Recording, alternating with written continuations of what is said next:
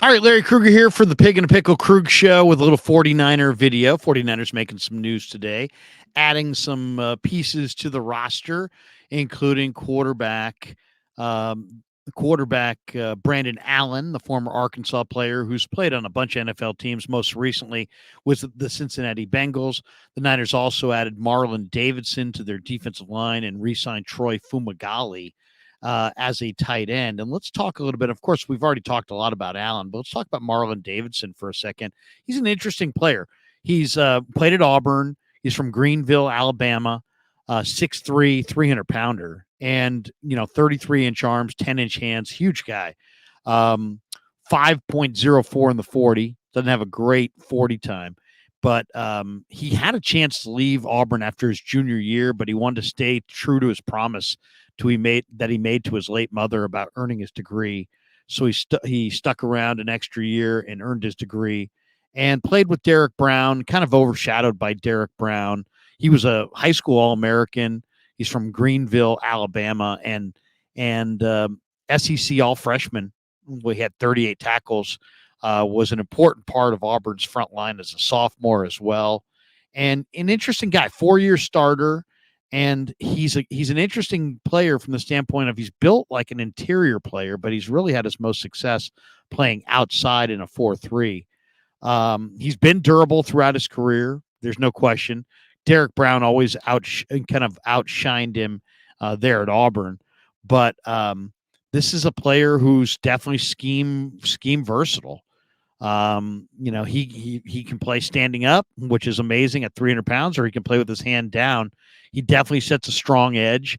I think what the Niners like about him is that in their front, where they like to stunt and move guys around, this guy can fill a couple different spots and has a chance to be quality depth, if nothing else. He's got great feet, great lateral movement. You look at a guy like this, 300 pounds, you don't think he's an outside rusher, but he is. And, this guy can set the edge in the run game. He can play outside if you need him.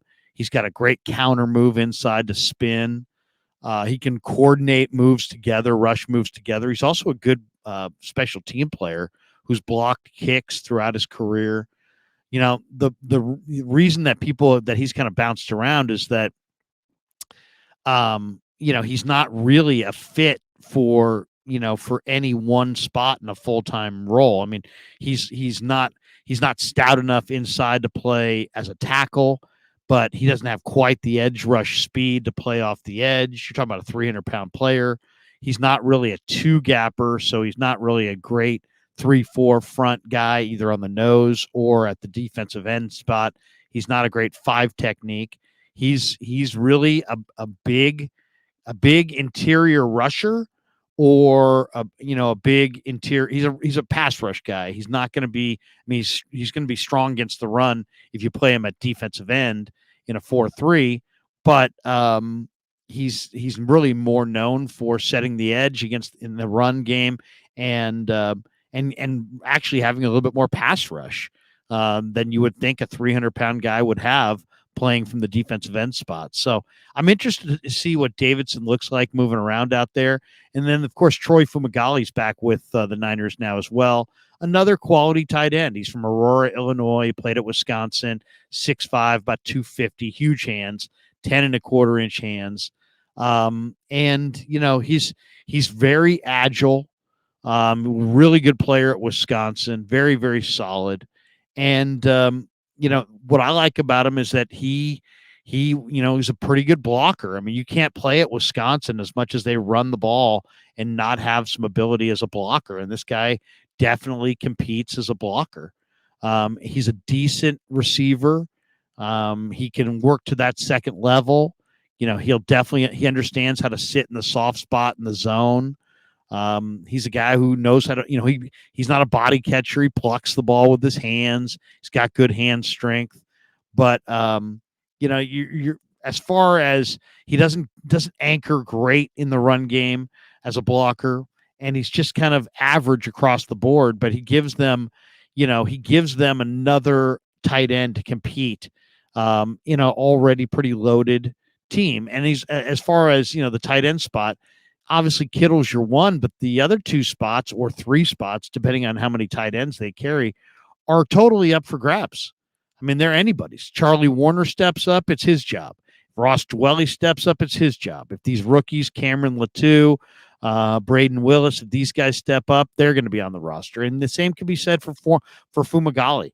If Fumagalli has a great camp and really shows out, he could make this team. So that's the beauty of the tight end competition this summer, is that it's going to be intense and it's wide open and it's anybody's ball game. So interesting additions there. And of course, the other addition being the quarterback. And what can we say about Brandon Allen?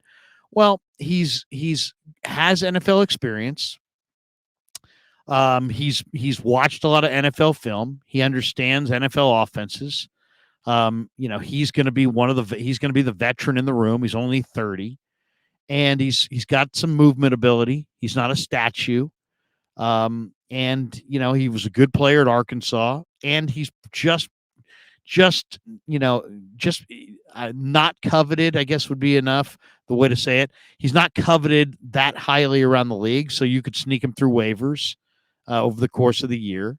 And I think they probably will. My guess is they'll probably wind up moving him on and off the roster a couple times. He'll probably be exposed to waivers once or twice this year. And he's the kind of guy that's just good enough to have it, to be interesting and to have value to you, but just uninteresting enough to other teams so that he can, in fact, be you can sneak him through waivers. You can waive him, and he's probably not going to get picked up around the league. So that's what he is. I mean, you're saying, he's a fourth quarterback in a league where you keep three and nobody really keeps four. So that fourth guy's got to be a practice squad guy, or he's got to be cut and re-signed. And that involves waiving the player. And a lot of times it's like, all right, well, if we waive this player, is he going to wind up on somebody else's roster? Is somebody else going to pick him up? And so, that's the beauty, I think, of signing a player like Brandon Allen. He's just good enough he's got experience, and he can operate the offense and probably move the team a little bit, but just, out of that prospect range. He's now 30. Everybody who wanted to take a look at him in the league already has. He's been on 5 teams. So he's just a guy that, and I think that was a nice pickup. I mean, that's a very kind of like nuanced pickup, because you do need a player who might have to play snaps for you. But at the same time, you have to have a player that can sneak through waivers. Otherwise, you're wasting your time. And you don't want to be wasting your time, bringing the guy on and off the roster if you're just simply going to lose him at some point to waivers. So there's a real value in being exactly where Brandon Allen is in his career. He's got the experience. He can help out. Heck, in a pinch, he could play. And you wouldn't just be totally in a bad situation. But at the same time, he's just been around the block just enough where you probably can sneak him through waivers and keep him for the year. And so you'll have continuity throughout the year at the quarterback position. So overall, nice pick. A nice pickup right there. All right, hope you enjoyed our 49er video. Check out Pig in a Pickle, 2 locations, Emeryville and Corte Madera, the best barbecue in Northern California. And thanks to all of you for supporting The Krug Show on YouTube.